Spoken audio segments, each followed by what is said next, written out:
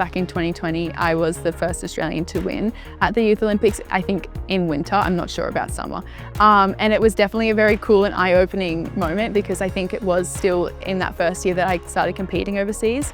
And I went into it again with like no expectations. I didn't know how good other girls were and I didn't know how good I was. And when I qualified for that semi-final and knew I was in the top 8, I was already so excited. And I went to my mum and I was like, oh my God, the worst I can do is come 8th. And then I went through the next round and I was like, oh my gosh, the worst I can do is come 4th.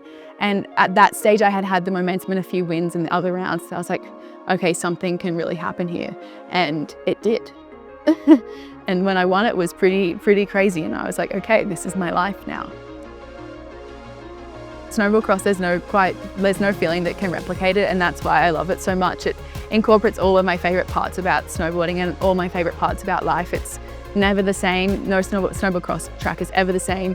You're never usually racing the exact same people in the same way who have the same strengths. It's always like, there's always something new and something new to adapt to, which I love. And I love that kind of unknown aspect. And honestly, when I'm having fun, it's when I'm performing. So yeah, when I feel challenged, I tend to go better.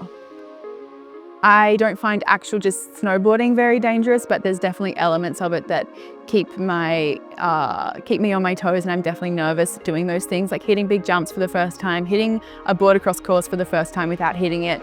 I'm still nervous. I think it's a very good thing to be nervous and know the risks, but then to trust yourself in the process and then know that I can handle it, and that's usually what goes through my head and how I handle those nerves, but they're definitely always still there, and I'm probably one of the more, nervous people, outwardly nervous people, and I'm very open about how I'm feeling, and I also kind of use that to strengthen my inner thoughts and know that I have the ability to do it.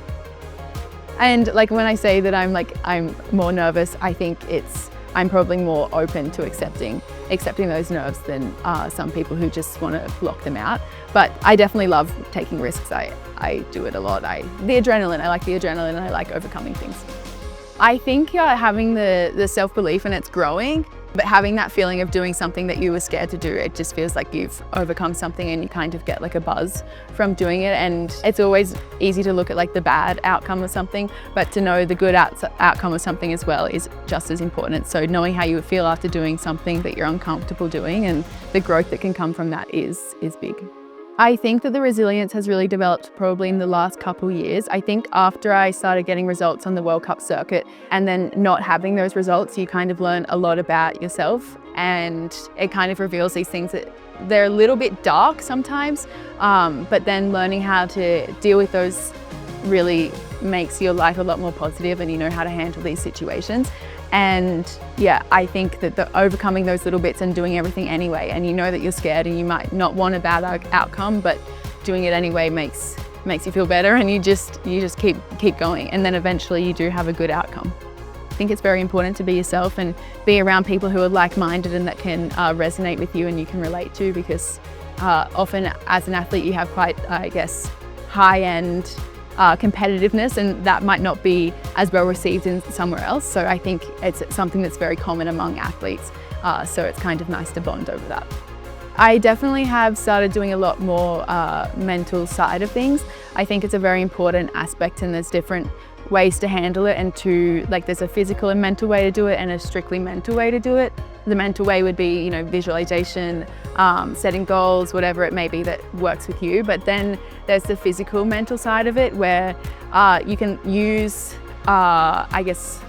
visual cues or sound cues to trigger physical performance. So maybe when we're training in the gym, we'll use sound as a way to react to something, because when we're in the start gate, you hear the start gate drop as well as see it. So it's nice to just hear it and then connect those things with your mind, and a lot of ball-eye coordination and balance and that kind of thing.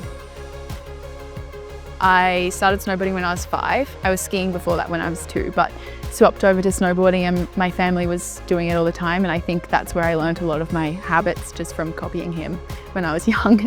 Dad ran snowboard camps overseas pretty much ever since I can remember, and we went every year to Mammoth Mountain, which is why it's one of my favourite resorts, and I would snowboard there. I was probably skiing for the first little while because I was able to get around a lot easier, and then when I could snowboard and I was able to do it without really being, I guess, taking up too much time or slowing people down, then I started just snowboarding whilst I was there in Mammoth.